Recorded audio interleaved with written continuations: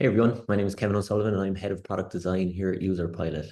I'm here today to talk to you a little bit about product analytics and maybe why sometimes product analytics can feel difficult or even broken. There's a couple of reasons for this. So what we see is sometimes siloed data and using multiple tools is a real challenge. So it means that you've got this fragmented ecosystem and maybe there's poor data integration. So it's all very time consuming to bring all of your data together and get that full picture. Also, inaccurate or incomplete data is a real issue, and this is down to perhaps us as product people not wanting to burden our engineers by setting up the tracking.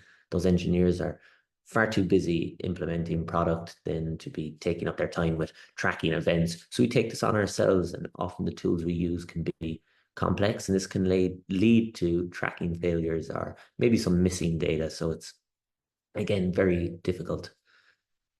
We also see things like vanity metrics and misleading KPIs makes data analytics challenging, or maybe sometimes it's misleading towards a sense of success when, as a product team, we're not asking the right questions and bringing it back to business goals. Why is it important that we see the usage go up in a certain area? How does that actually tie back to our business growing?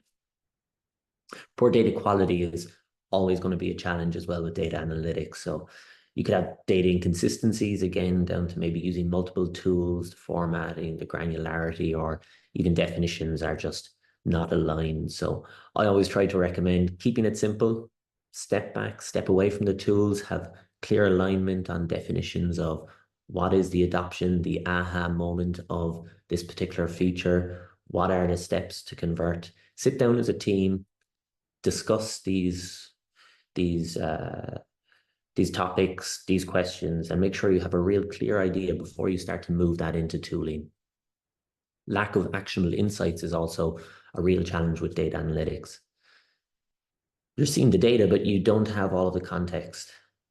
Our analytics tools are, as they are meant to be, focused on the data, but we need to dig a little bit deeper, and we can take the quantitative, but we also need to marry that with the qualitative, and we need to have these tools that allow us to reach out to customers to understand the data a little bit more, really drilling into what the root cause is.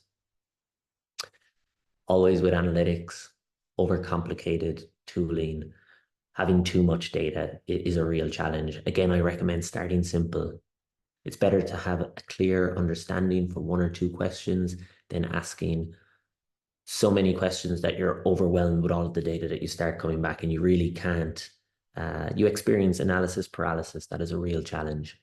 At Userpilot, we're trying to combat all of these issues, trying to become the all-in-one platform for our product people, allowing them to get the qualitative and the quantitative data, and then some easy solutions to try and push their product adoption in the right direction.